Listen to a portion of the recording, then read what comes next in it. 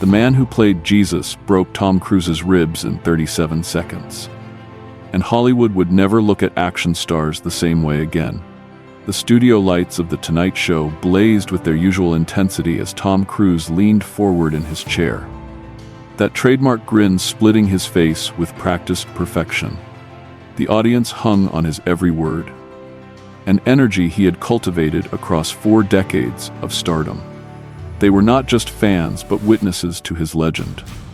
Believers in the mythology he had spent a lifetime constructing through impossible stunts and death-defying sequences. Jimmy Fallon's eyes sparkled with the enthusiasm that had made him America's favorite late-night host. So these stunts in Mission Impossible, you actually hung from that plane yourself? The question was rhetorical. Everyone knew the answer. Tom's commitment to authenticity was legendary. Every second of it. Tom replied, his voice carrying that familiar mix of humility and pride. Broke 3 fingers on the last film. Tore my rotator cuff on the one before that. But that is the difference between saying you did something and actually doing it. The audience erupted. Tom basked in the validation. That familiar rush he chased across rooftops and through decades of blockbusters. Jimmy leaned in conspiratorially, sensing an opportunity for viral gold. You know, there has been this debate online about action stars. Old school versus new school. People arguing about who is more authentic in their physical commitment. Tom's confidence swelled. Well, the game has changed. Those old martial arts guys had their time. But modern action is different. We have evolved past the days of choreographed sequences that look fake on camera. A collective murmur rippled through the audience. Jimmy's eyebrows rose with calculated surprise. What about someone like, say, Jonathan Roumie, the actor from The Chosen? I heard he has a black belt background. The name hung in the air like a challenge waiting to be accepted. Tom felt a flicker of something. Perhaps respect for the actor whose portrayal of Jesus had reached millions. But it was quickly consumed by the heat of the spotlight and his addiction to proving himself the ultimate action star. Jonathan is doing great work on that show, Tom said, his tone diplomatic but edged with something sharper. But honestly, I would go around with him any day. These days, my training is on another level. Playing Jesus on television is not the same as doing real stunts for real cameras. The words escaped before his publicist could stop them. The audience gasped, then erupted. Jimmy's eyes widened with genuine surprise beneath his practiced television persona. This was unscripted gold, the kind of moment that would trend within minutes. Ladies and gentlemen, Jimmy shouted over the noise. You heard it here first. Tom Cruise just challenged Jonathan Roumie to a fight. Tom laughed it off with a wave of his hand, suddenly aware he had crossed a line he had not intended to cross. I am just saying the methods have evolved. No disrespect to actors who do dramatic work. But action requires a different level of physical commitment. But the damage was done. The challenge hung in the air. A soundbite destined for viral immortality. Within 30 minutes, the clip had been uploaded to every social media platform in existence. Within an hour, Tom Cruise challenges, The Chosen Star, was trending worldwide. Within 3 hours, someone had created a website taking bets on the hypothetical matchup. 2 days later, in his private gym in Beverly Hills, Tom was in the middle of his daily training regimen when his phone buzzed. His publicist, Evelyn, was calling with the tone she reserved for situations that had spiraled beyond normal damage control. Have you seen it? She asked without preamble. Seen what? Tom grunted, setting down his weights, sweat dripping from his perfectly maintained physique. Jonathan Roumie responded to your challenge. Tom felt his stomach tighten in a way that had nothing to do with his core workout. What did he say? Not much. Just that some lessons are best learned through experience. It has gone nuclear. Every outlet is running with it. The Christian community is divided. Half of them think you are disrespecting their Jesus actor.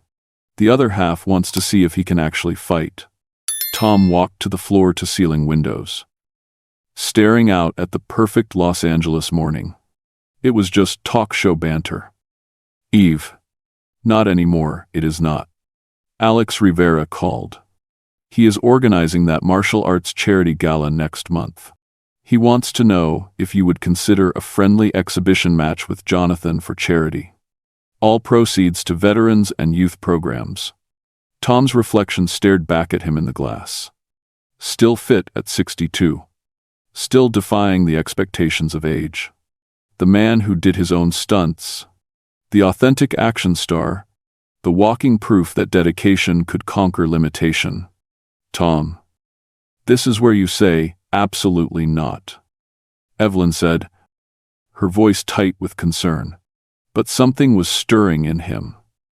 That same recklessness that had propelled him off buildings and through car chases without stunt doubles.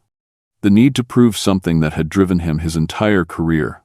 What if I said yes, he heard himself ask. The silence on the other end was deafening. You cannot be serious. He is an actor from a faith-based series. Nobody expects you to actually fight him. That is exactly why I need to do it. Tom replied, surprising himself with the certainty in his voice. Everyone thinks I am all camera tricks and wire work. This is a chance to prove otherwise. Evelyn's voice took on the patient tone of someone explaining reality to a child. Tom, you are 62 years old. You are an action film star, not a fighter. Jonathan Roumie might be younger. And word is he actually trained in Brazilian jiu-jitsu before becoming an actor. I have trained with Navy SEALs. Tom shot back. I have worked with the best stunt coordinators in the world. I know how to handle myself. For movies? Tom. For carefully choreographed sequences where everyone knows their marks and the director can call cut if something goes wrong. But Tom had already decided. Call Michael Briggs. I need to start training for real. When the call ended, Tom stood at his window, watching Los Angeles stretch before him like a kingdom he had conquered through sheer will and spectacular risk-taking. What he did not know was that across the city, in a modest apartment in Echo Park, Jonathan Roumie was having a very different conversation. The actor sat cross-legged on a meditation cushion, his phone on speaker as his longtime martial arts instructor, Marcus Chen, spoke with careful consideration. This is not a movie fight. Jonathan, this is Tom Cruise. The pressure will be immense. The world will be watching. Jonathan's voice was calm, carrying the same centered quality he brought to his portrayal of Christ. I know. That is why I have to do it with the right intention. Marcus was silent for a moment.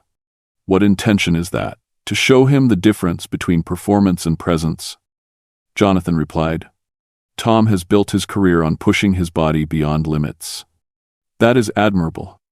But there is a difference between spectacular stunts and martial discipline. One is about conquering. The other is about understanding.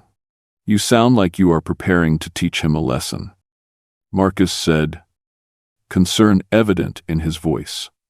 I am preparing to meet him where he is. Jonathan corrected gently. If he comes looking for a fight, he will find one. But if he is willing to learn, maybe something more valuable can happen. Marcus laughed softly. You always were the philosophical type. Just do not get hurt trying to enlighten Tom Cruise. After the call ended, Jonathan sat in silence, contemplating what lay ahead. He had not sought this confrontation. Tom's challenge had been rooted in ego and the Hollywood hierarchy of who counted as a real action star. But once issued, the challenge could not be ignored without appearing weak or pretentious.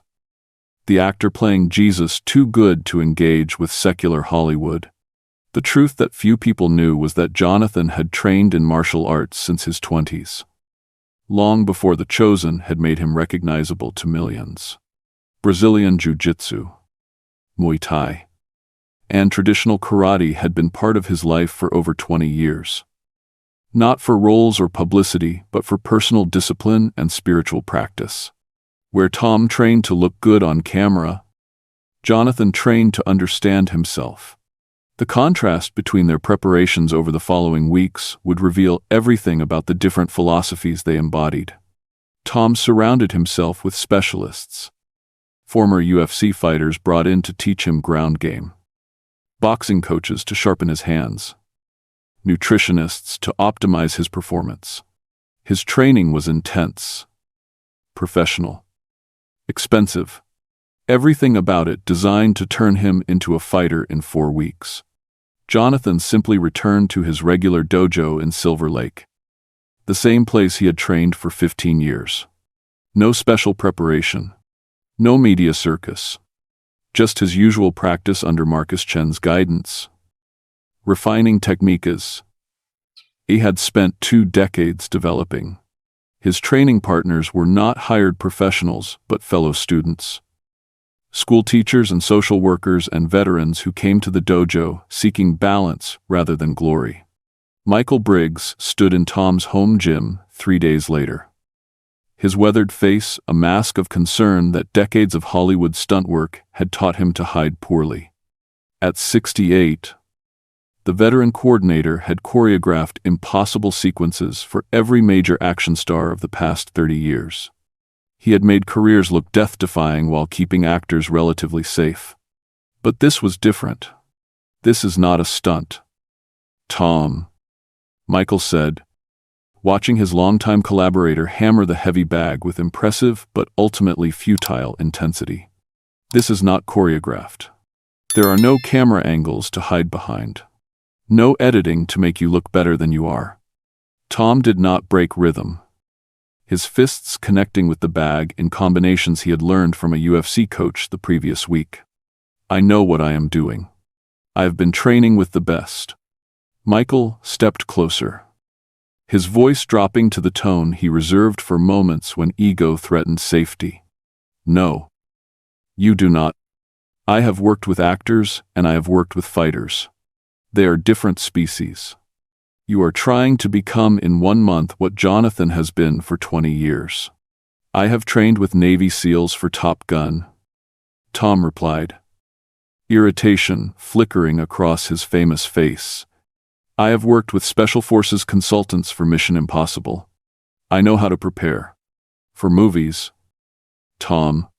Michael grabbed the heavy bag, stopping its swing and forcing Tom to meet his eyes. For scenes where everyone knows their part, Jonathan Roumie does not read scripts. He reads opponents. Tom wiped sweat from his brow, the first crack appearing in his certainty. You think I cannot handle myself. I think you are confusing performing fights with actual fighting. Michael's expression softened with concern earned through friendship. Look, I will train you. God knows someone has to. But understand this. What you see on The Chosen, that calm centeredness Jonathan brings to playing Jesus, that comes from martial arts discipline, not acting classes. He has been training since before you were doing your own stunts. Then I guess it is time I learned what real discipline looks like, Tom said, turning back to the bag. But his reflection in the mirrored wall revealed something his voice tried to hide. Doubt. The first seeds of understanding that he had challenged someone fundamentally different from the stunt performers and fight choreographers who had populated his career. Across Los Angeles, in a dojo that charged $20 per class and turned no one away, Jonathan moved through his morning practice with the fluid precision of someone for whom martial arts had become as natural as breathing. The space was humble, tucked between a laundromat and a taqueria in a neighborhood that had not yet been touched by gentrification's glossy hand. No mirrors lined these walls.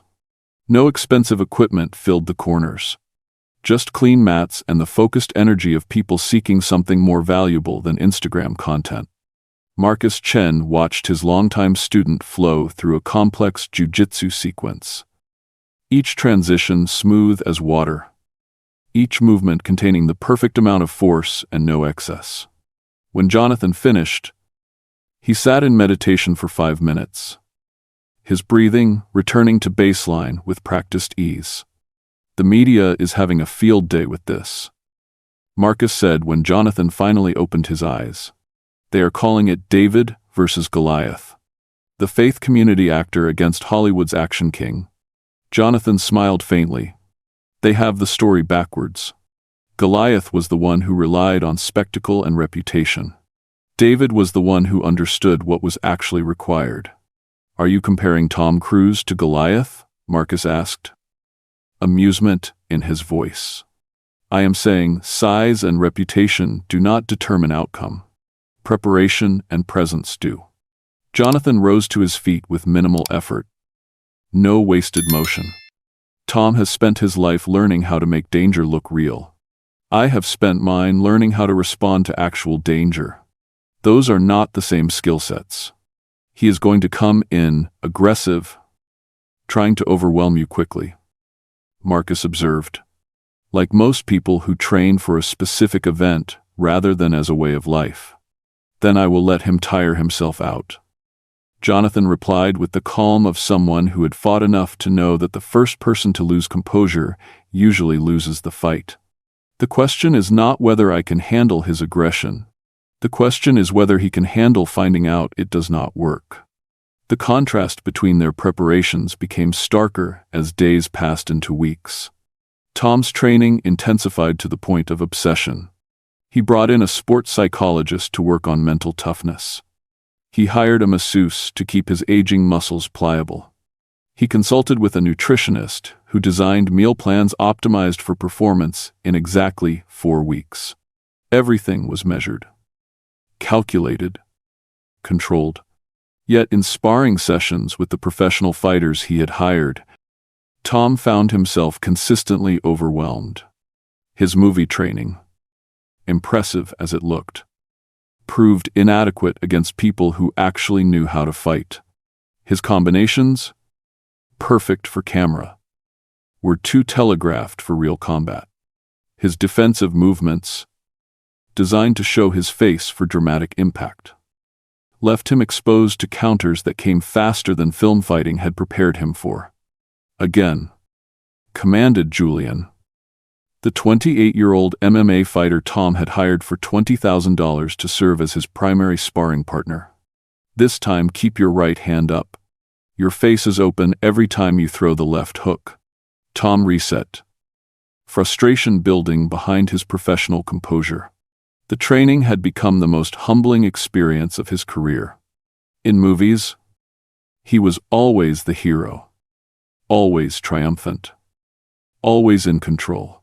Here, in this private gym with no cameras to flatter him, he was simply a man in his 60s trying to learn in weeks what took years to master.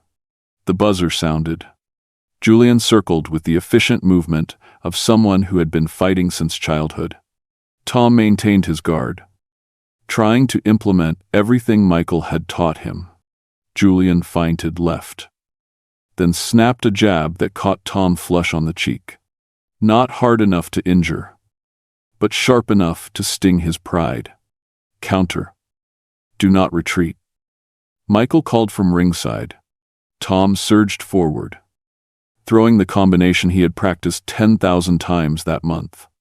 Julian slipped the first punch, blocked the second, caught Tom with a clean hook to the body that sent him stumbling backward. Gasping, "Stop," Michael commanded.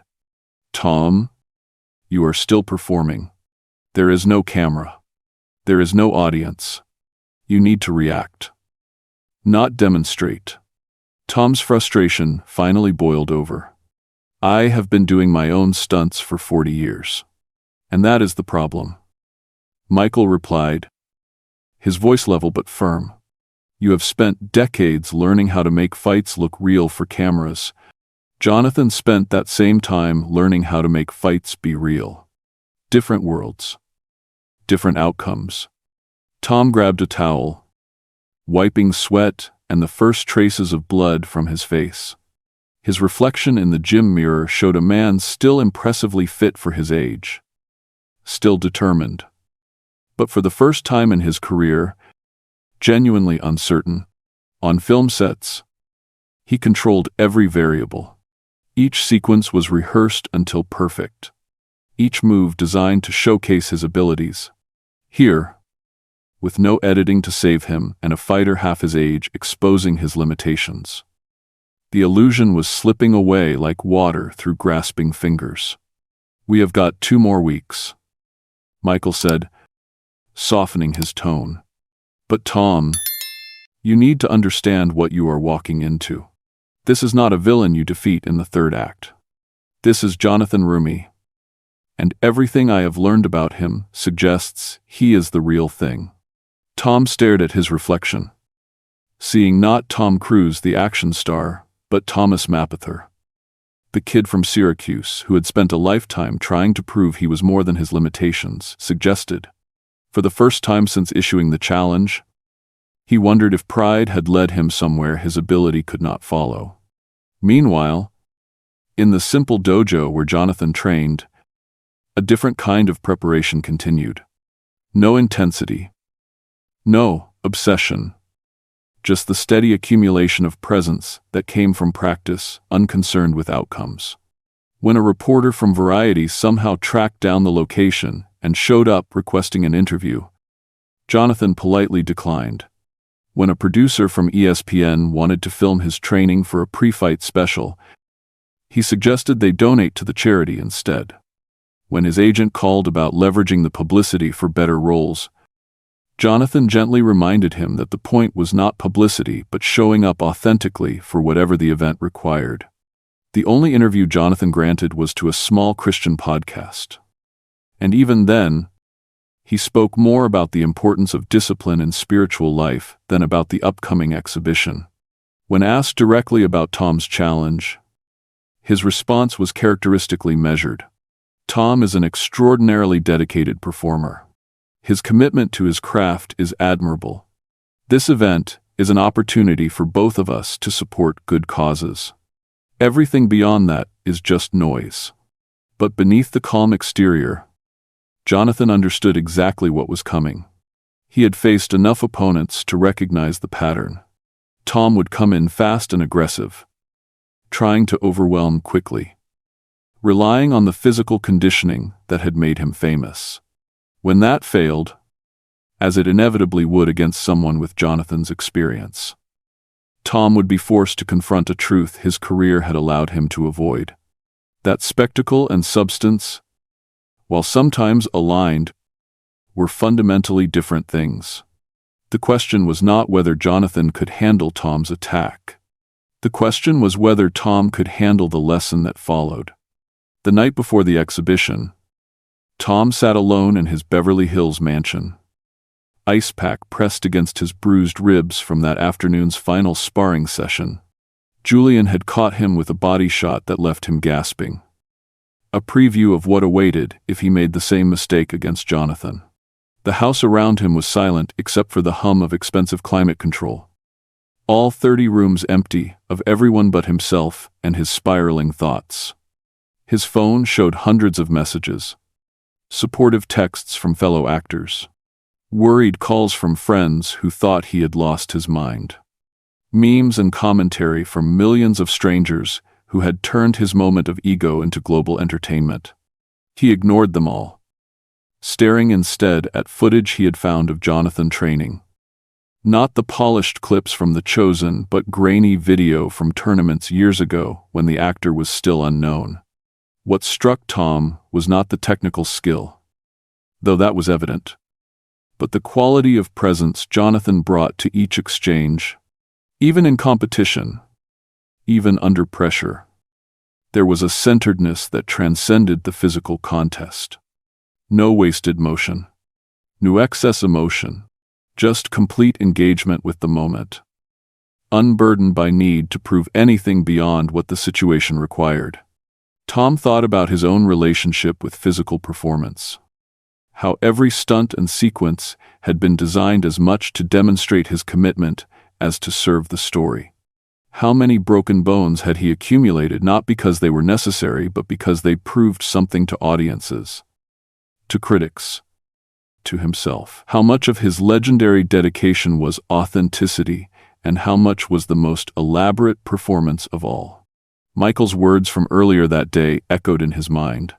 You are not preparing to fight Jonathan Roumie tomorrow. You are preparing to meet yourself without the protection of cameras and editing. That is the real challenge. Tom had dismissed the statement as philosophical nonsense.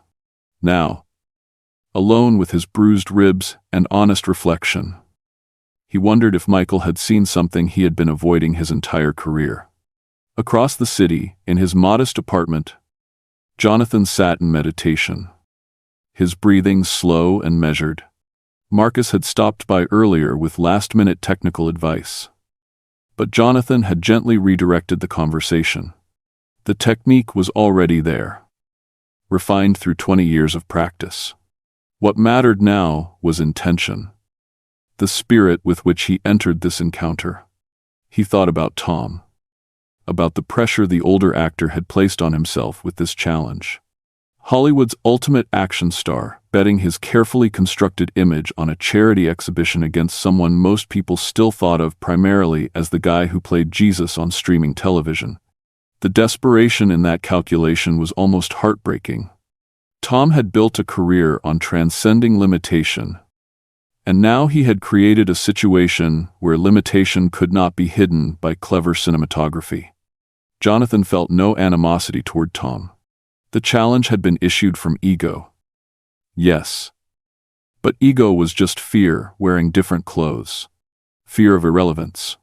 Fear of being exposed as less capable than the image suggested. Fear that the spectacular career might be built more on illusion than substance. These were human fears, understandable even if they led to unwise decisions.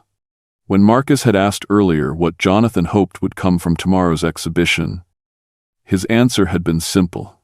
I hope Tom finds what he is looking for, even if it is not what he expects. Marcus had laughed at the response, calling it very on-brand for someone who spent 6 years portraying Christ. But Jonathan meant it sincerely. Competition without compassion was just violence. And violence, even sanctioned and legal, served no one. The Grand Plaza Hotel ballroom had been transformed into something between a boxing venue and a Hollywood premiere.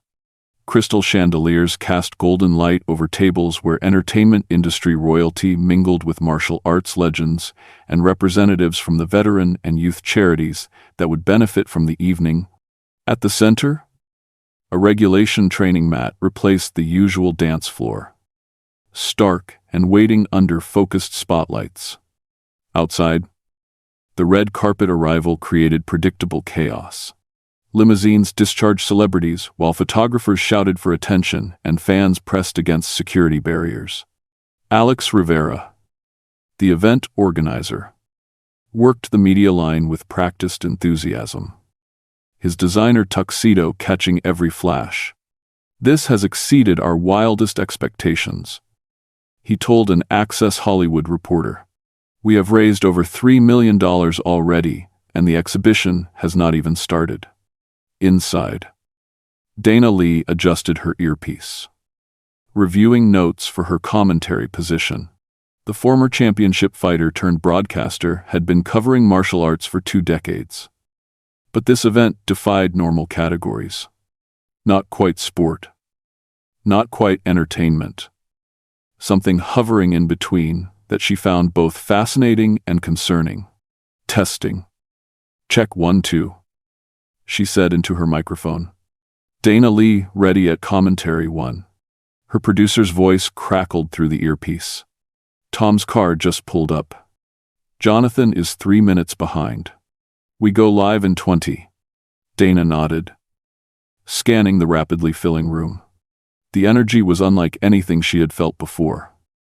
A strange cocktail of anticipation and uncertainty. Everyone knew they were about to witness something, but nobody could quite articulate what. Tom's arrival created the expected surge of attention.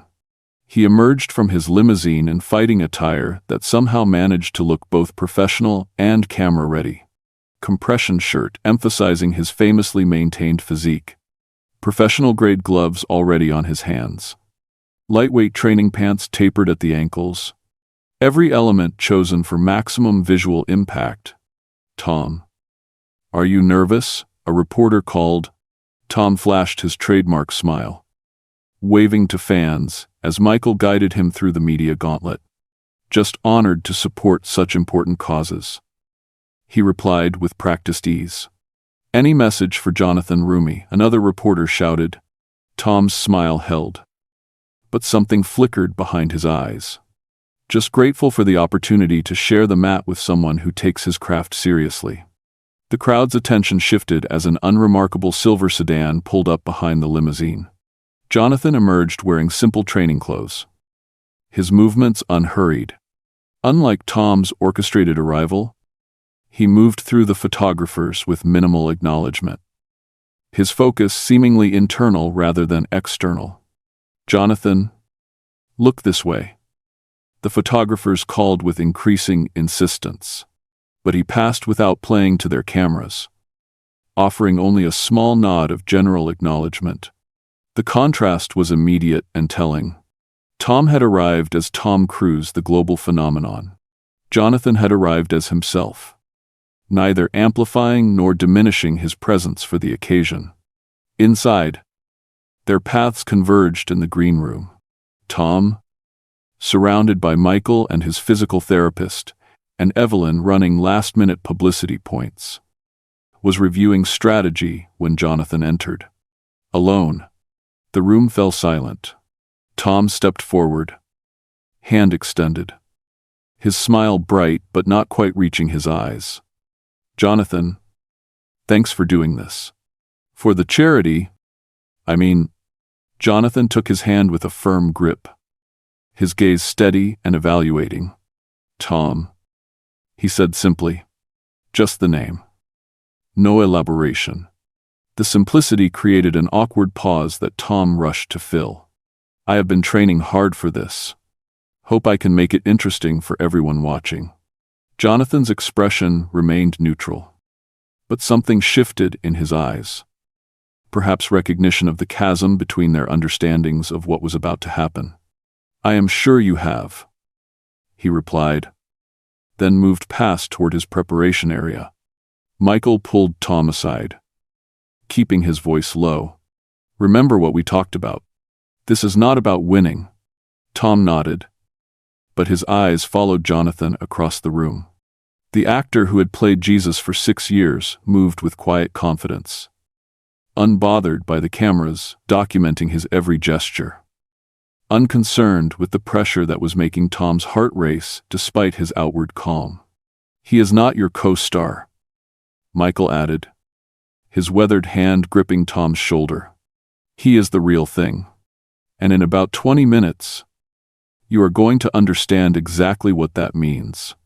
From her commentary position, Dana Lee watched the room fill with anticipation. Her microphone activated as she began setting the stage for viewers tuning in from around the world. "Good evening, and welcome to what has become the most talked-about exhibition match in recent memory. What started as a late-night talk show comment has evolved into something that transcends simple entertainment." The camera pulled tight on her face as she continued. "Tom Cruise, Hollywood's legendary action star, known for performing his own death-defying stunts, steps into unfamiliar territory tonight against Jonathan Roumie, the actor who has portrayed Jesus Christ in The Chosen, but whose martial arts background predates his acting career by more than a decade. Two different paths to physical discipline are about to intersect." The director cut to split-screen footage of both men in their respective preparation areas. Tom, surrounded by his team, getting last-minute adjustments to his hand wraps, his face a mask of concentration.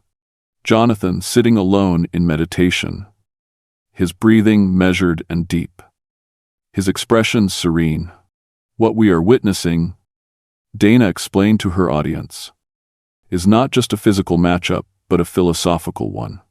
One man has spent his career making spectacular danger look real for cameras. The other has spent years making actual technique invisible through efficiency.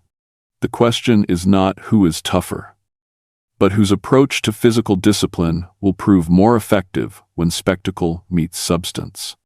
Alex Rivera's voice boomed through the sound system, cutting through the buzz of conversation. Ladies and gentlemen, please take your seats. It is time for the main event of our evening. The exhibition match you have been waiting for. The lights dimmed, leaving only the mat illuminated in the center of the room like an island of truth in a sea of illusion. Introducing first. The announcer called as dramatic music swelled. A Hollywood icon known for redefining action cinema through personal commitment and spectacular risk-taking. Performing stunts that have become legendary across 4 decades of filmmaking. Tom Cruise.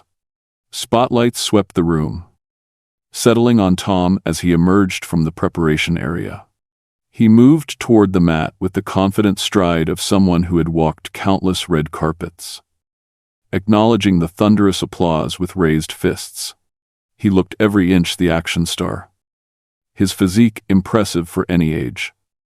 His presence commanding. His energy electric with the adrenaline of someone about to prove something vital. And his opponent? The announcer continued as the applause subsided. Known to millions as the face of Jesus Christ in the groundbreaking series The Chosen, but also a lifelong martial artist with over 20 years of dedicated training. Jonathan Roumie. The room erupted again as Jonathan walked calmly to the mat. Where Tom had played to the crowd, Jonathan simply acknowledged them with a small bow before taking his position. The contrast in their entrances told the entire story. Tom vibrating with barely contained energy and need. Jonathan emanating stillness. His presence more powerful for its restraint. As both men stood facing each other at the center of the mat. The difference in their energies was palpable even to untrained observers. Tom, despite his legendary fitness, radiated tension and the pressure of expectations. Jonathan, 20 years younger, at 49, carried himself with the relaxed readiness of someone completely comfortable in his own body, unburdened by need to demonstrate anything beyond what the moment required. The referee, a respected figure from the martial arts community, called both men to center, explaining the exhibition rules with professional clarity. 3 2-minute rounds. Light to medium contact. Protective gear, mandatory. This is a demonstration for charity, not a competitive bout. Safety is paramount for both participants. Tom nodded eagerly, his jaw tight with determination. Jonathan's expression never changed. His acknowledgement minimal and economical. Touch gloves and return to your corners. The referee instructed. Their gloves met briefly in the ritual gesture of respect. As they turned away, Jonathan spoke quietly, his voice pitched for Tom's ears alone. Remember why we are here. Tom, already focused on the coming exchange, barely registered the words. In his mind, there was only one reason to prove himself against someone the world underestimated. To show that his decades of dedication translated to actual capability. To validate the image he had spent a lifetime constructing. The referee stepped back, raised his hand, then dropped it as the buzzer sounded. Tom exploded forward with the aggressive energy that had characterized his preparation. He covered distance quickly. His first combination technically perfect. Thrown with the power and precision of someone who had trained obsessively for this moment. Jab. Cross. Hook. Each punch committed fully. Each movement designed for maximum impact. It looked devastating. It looked exactly like what people expected from Tom Cruise. Jonathan barely seemed to move. With subtle shifts of weight and minimal repositioning, he let Tom's attacks pass through empty space. His footwork so economical It was almost invisible. Where Tom was all forward, momentum and explosive energy, Jonathan was timing and spatial awareness, expending only what was necessary. His breathing unchanged, his expression calm. The crowd, expecting either spectacular exchanges or quick domination, fell into confused murmurs. This was neither.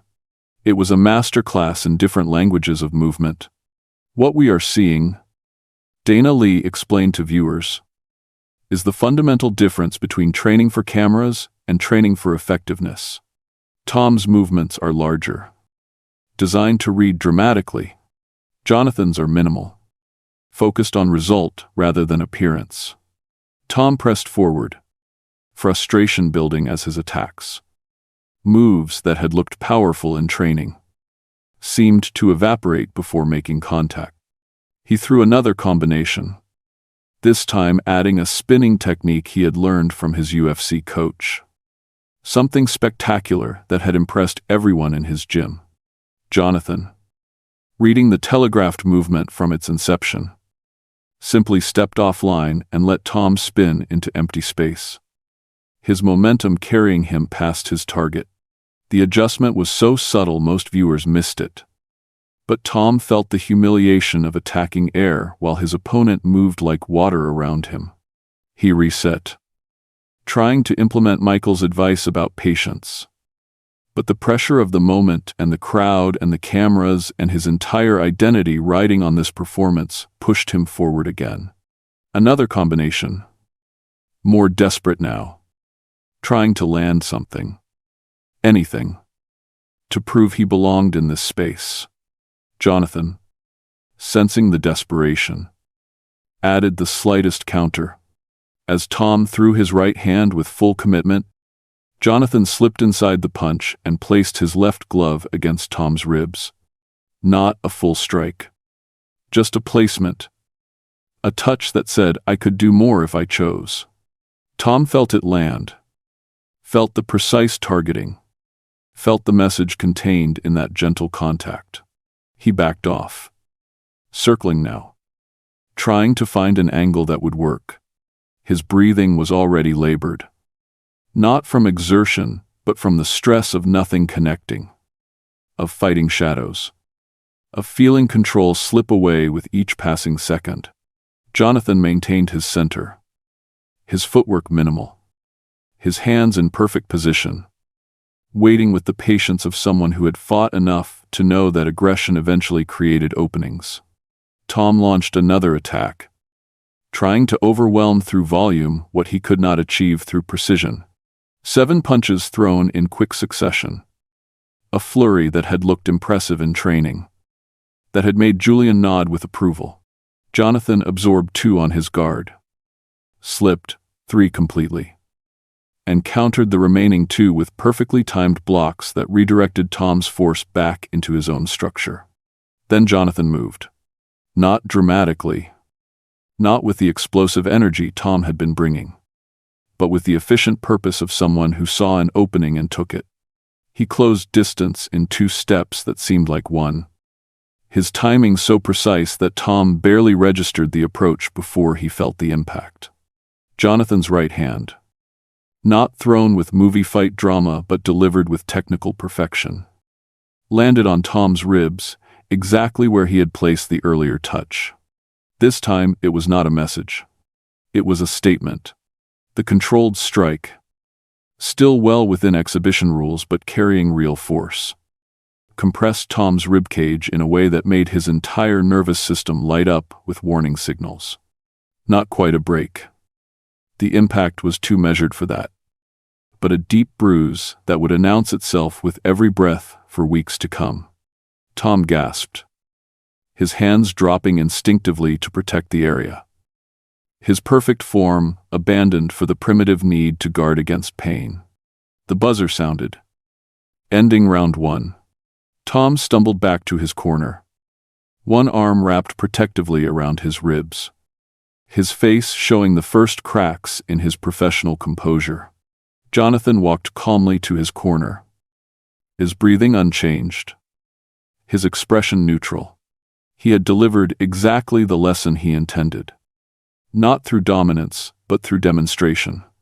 The difference between looking dangerous and being dangerous had just been made visible to everyone watching. Michael was at Tom's side before he fully reached the corner.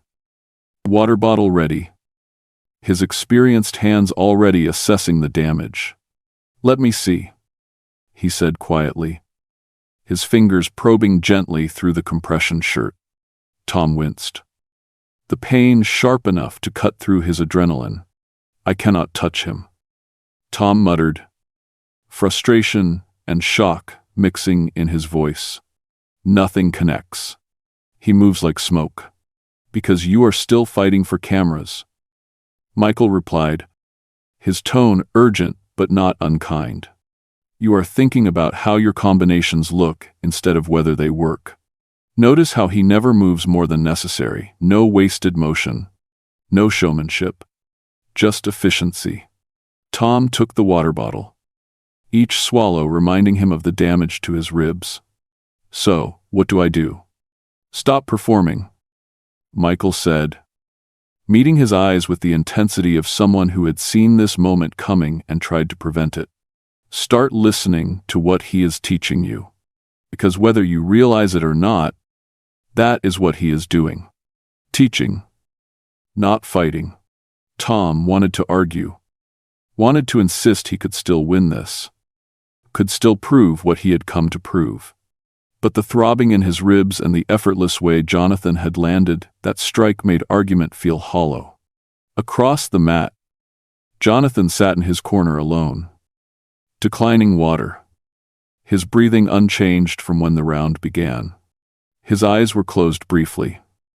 Not in exhaustion, but in what looked like meditation. Centering himself for whatever came next.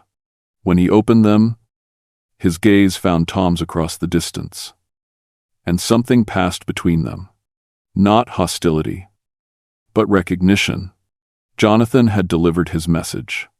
The question now was whether Tom would receive it. Round 2. The announcer called, his voice carrying across the hushed ballroom. "Beginning now?" Tom approached more cautiously this time. His earlier explosive confidence replaced by wariness earned through pain. He circled, measuring distance, trying to read Jonathan's positioning for clues about his intentions. But Jonathan's stance gave nothing away. Perfectly balanced. Ready for anything. Committed to nothing. For the first time in the exhibition, Jonathan took initiative. He moved forward with such subtle efficiency that Tom found himself backing up before fully processing the advance. A light combination. So compact it was almost invisible to untrained observers. Tapped Tom's guard. Not punishing, but probing. Testing his reactions. Evaluating his adaptations. Tom countered instinctively, falling back on the training that had been drilled into him over the past month. But his movements, while technically improved, still carried the theatrical quality of someone who had learned fighting as performance art. His right hand dropped slightly as he threw his left. The same tell Michael had corrected 1,000 times. The same opening that came from decades of posing for cameras between punches. Jonathan saw it. Stepped inside with timing so precise it seemed prescient. And placed another controlled strike to Tom's ribs. The same spot. The message delivered again with emphasis. Tom's breath exploded outward. Pain radiating through his torso. His hands coming up to protect the injured area. "Feel the difference?" Jonathan asked quietly as they clinched briefly. His voice carrying neither mockery nor triumph. Just observation. Tom's competitive instinct flared. He broke the clinch with more aggression than technique, launching another combination fueled by frustration and wounded pride. This time Jonathan did not simply evade. He countered with precision that bordered on surgical. A quick strike to the body that landed with enough impact to make Tom's legs momentarily forget their purpose. The crowd sensed the shift. the artificial container of friendly exhibition giving way to something more authentic. Dana's commentary captured the transformation for viewers at home. What we are witnessing now is no longer just a charity demonstration. This has become a genuine dialogue between two physical philosophies: Hollywood spectacle versus martial discipline, performance versus presence, and the mat does not lie about which is more effective. Tom, feeling his ribs scream with each breath, tried to recalibrate. Michael's words echoed through the pain. Stop performing. For perhaps the first time in decades, Tom Cruise, the actor who had built an empire on spectacular physical feats, tried to simply be present in his body without consideration for how it appeared. The change was subtle but immediate. His stance became more compact. His movements lost some of their sweep. His focus narrowed from the impression he was creating to the actual exchange happening. Jonathan, sensing the shift, nodded almost imperceptibly. A slight acknowledgement that Tom had finally begun to understand. They engaged again, and this time something different emerged. Not equality. Jonathan's mastery remained evident in every movement, but authenticity on both sides. Tom landed a clean jab, earning a look of genuine approval from Jonathan. The older actor responded with a controlled combination that walked Tom backward toward the edge of the mat. Each strike placed with the precision of someone who knew exactly where his opponent was in space and time. The buzzer sounded, ending round 2. As they returned to their corners, a new energy permeated the room.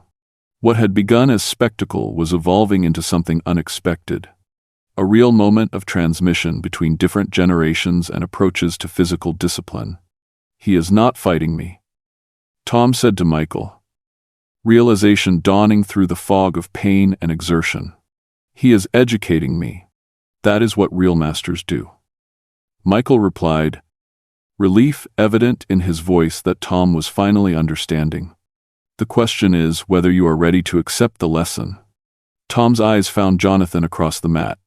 The actor who had portrayed Christ for 6 years sat in perfect stillness, his presence radiating the kind of centeredness that came from years of practice, disconnected from outcome.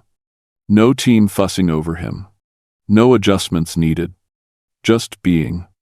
Final round. The announcer called round 3 of this exhibition match. As they met at center mat one last time, Jonathan spoke again, his voice low enough that only Tom could hear. Control begins when you stop trying to win. Tom might have dismissed the words an hour earlier as philosophical nonsense from someone who played religious figures on television. Now, with his ribs damaged and his Hollywood certainty shattered, he found himself genuinely listening, not just to the words, but to what Jonathan's body had been telling him throughout their exchange. The final round began not with explosive movement, but with mutual assessment.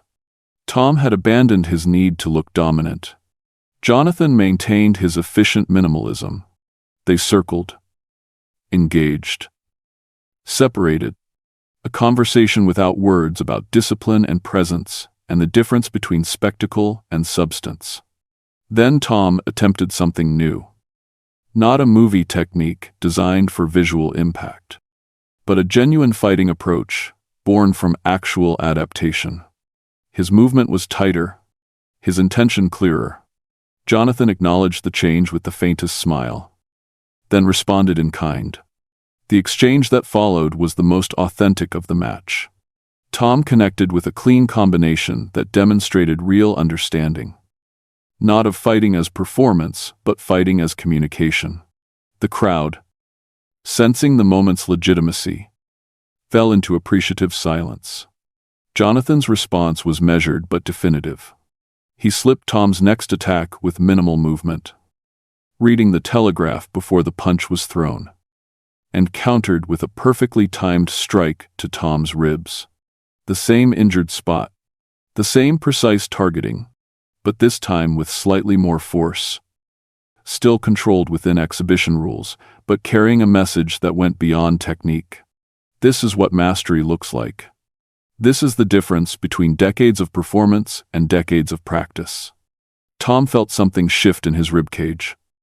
Not quite a break, but a warning his body could not ignore. He gasped, his hands instinctively covering the area. His perfect action star form abandoned for the primitive human response to pain. Jonathan stepped back immediately, giving space, his expression showing neither satisfaction nor concern. Just acknowledgement that the lesson had been delivered. Their eyes met across the small distance. And in that moment, something passed between them that transcended the physical exchange. Recognition on Tom's part, completion on Jonathan's. The buzzer sounded, ending the exhibition. But the real conclusion had already occurred in that look, in that unspoken understanding between someone who had spent a lifetime performing strength and someone who had spent it cultivating it. The crowd erupted in applause, uncertain whether to celebrate or simply acknowledge what they had witnessed. Tom and Jonathan touched gloves one final time, the ritual gesture carrying more weight than any trophy. Jonathan leaned in close as their hands met. "Now you understand," he said quietly, his voice carrying neither judgment nor triumph. Tom, one arm still protecting his damaged ribs, found himself nodding. He did understand, though articulating exactly what had changed would take weeks to process fully. Something fundamental had shifted in how he perceived himself. His career. The line between image and reality he had spent 40 years blurring. The announcer thanked both participants, declared the exhibition complete for the benefit of the charities, but made no mention of victory or defeat. This had transcended such simple categorization. Everyone present recognized that something significant had transpired on that mat, though few could articulate precisely what.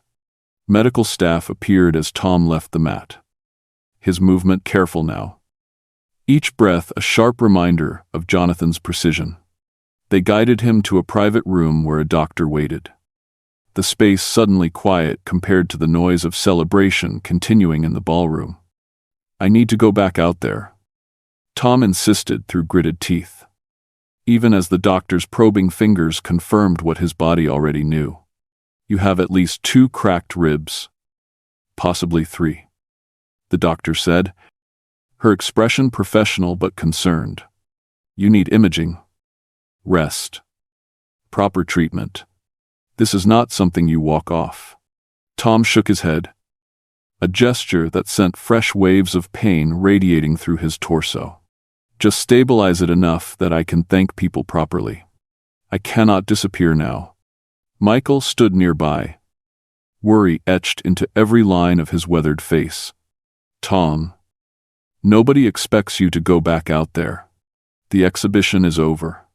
"It is not over for me," Tom replied, surprising himself with the certainty in his voice. "Something happened on that mat that I need to complete. Help me up."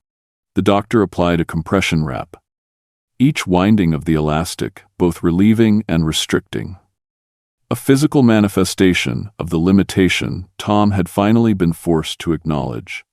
10 minutes, maximum, she conceded. "Then you go directly to the hospital. No negotiation." When Tom emerged back into the ballroom, moving with visible care, a path cleared through the crowd. The perfect Tom Cruise smile was absent, replaced by something more honest. Pain, certainly, but also a kind of clarity that had been missing in his arrival. Cameras captured every careful step, every guarded movement, documentation of vulnerability from someone whose career had been built on appearing invincible. Jonathan stood in quiet conversation with several martial arts masters when he noticed Tom approaching. He excused himself and turned to meet him, the contrast between them now starker than during the exhibition. Tom's careful movement against Jonathan's effortless poise. Tom's evident pain against Jonathan's serene composure. They faced each other without the artificial structure of gloves and referee. Just two men who had communicated something through physical exchange that words could not have conveyed. "I owe you an apology," Tom said, his voice quiet but steady. Pitched for Jonathan alone, though the surrounding silence carried his words further. For thinking this was about proving something. For making it about ego instead of understanding. Jonathan's expression remained calm. But his eyes held compassion. Most conflicts are about ego until they become about truth. Tom nodded, wincing at the movement. The truth is, I have spent my career confusing the performance of capability with actual capability. Tonight you showed me the difference. And it cost me 2 ribs to finally understand. There is no shame in limitation. Tom, Jonathan said gently, only in pretending it does not exist. The words landed with the same precision Jonathan had shown on the mat, directly to the core of something Tom had been avoiding his entire career. His identity had been constructed around transcending normal human constraints, pushing beyond what others thought possible. Admitting limitation should have felt like failure. Instead, it felt strangely like liberation. "I would like to learn," Tom said, straightening despite the pain. "Not for a role, not for cameras, just to understand what you understand." For the first time that evening, genuine surprise registered on Jonathan's face. He studied Tom for a long moment, seeing beyond the celebrity to something more authentic emerging from the wreckage of ego. "Training is not about learning techniques," Jonathan replied finally. "It is about unlearning the need to prove yourself." Tom felt the truth of that statement settle into his damaged ribs, into the part of him that had driven 40 years of spectacular risk-taking. "I think tonight was an excellent first lesson in that." The media storm that followed was predictable but ultimately irrelevant to what had actually occurred. Headlines ranged from "The Chosen Star Defeats Tom Cruise" to "Hollywood Legend Learns Humility in Charity Match." Millions watched the footage, dissected every exchange, created countless memes and commentary threads. But the real story happened in the weeks that followed. Away from cameras and public consumption, Tom's recovery took 6 weeks, during which he faced the unfamiliar experience of enforced stillness. No stunts, no training montages, just rest and reflection and the gradual healing of bone and pride. He watched footage of the exhibition countless times, finally seeing what everyone else had seen. The difference between his performative aggression and Jonathan's economical precision, the gap between looking dangerous and being centered, the chasm between spectacular motion and effective action. When his ribs had healed enough for gentle movement, Tom made a phone call. Jonathan answered on the 3rd ring, his voice carrying the same calm it had held that night at the Grand Plaza. "I meant what I said about learning," Tom told him. "If the offer still stands," 3 mornings a week after that, an unremarkable sedan would pull up to Jonathan's dojo in Silver Lake. Tom would emerge in simple training clothes. No designer labels. No special treatment. Just another student on the mat. The transformation was not immediate or dramatic, but it was real. The man who had spent decades learning how to make danger look spectacular began the humbling process of learning how to be simply present. For Tom, the journey became about unlearning as much as learning. Unlearning the need to demonstrate. Unlearning the addiction to external validation. Unlearning the equation between worth and spectacular achievement. It was the hardest role he had ever undertaken because it required him to stop performing entirely. 6 months after the exhibition, a documentary filmmaker capturing Jonathan's work with veterans asked if Tom would participate. The answer came back through proper channels. He would, but only as one student among many. No special focus. Just another voice in the community. When the cameras arrived, Tom participated in the regular class, helping newer students when asked, focusing on his own practice when not. his presence, notable primarily for how unremarkable he had learned to make it. During his brief interview, seated cross-legged on the worn mats, Tom spoke with an honesty that struck everyone present.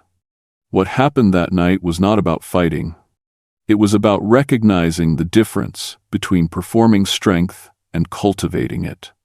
Jonathan showed me, with great precision and surprising gentleness, that real power does not need an audience. The wider cultural conversation that emerged from that night proved more enduring than anyone expected.